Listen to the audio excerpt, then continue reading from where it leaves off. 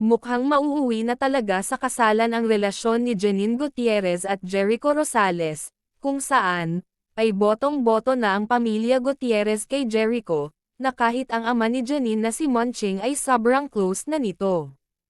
At makikita din sa mga gatherings ng pamilya Gutierrez ay laging present na nga itong si Jericho, talaga namang masasabi mo talaga kung gaano kasincere itong si Jericho kay Janine, na parang pa-road to forever na ang dalawa.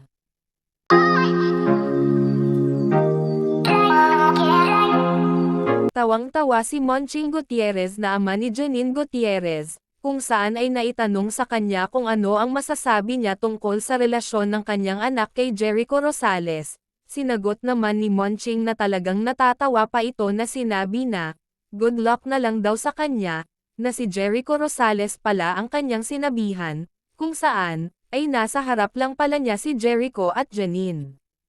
Makikita nga kung gaano ka-close at ka-welcome na itong si Jericho Rosales sa pamilya ni Janine lalong-lalo na sa ama nito, na talaga namang napayakap na lang si Jericho kay Monching at tawang-tawa sa naging sagot nito sa ama ni Janine Gutierrez.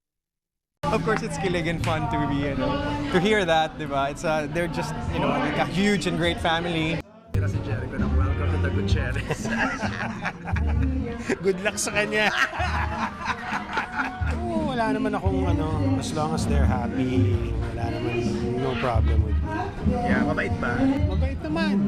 Mabait ba? Mabait naman. Kung mabait ka daw. Mukhang sa lahat na naging boyfriend naman ni Janine, ay si Jericho lang ang talagang mas malapit sa pamilya ni Janine, na talagang may mga sweet interactions sa mga ito sa pamilya Gutierrez. Kung totoosin naman ay nasa tamang edad na si Janine at Jericho.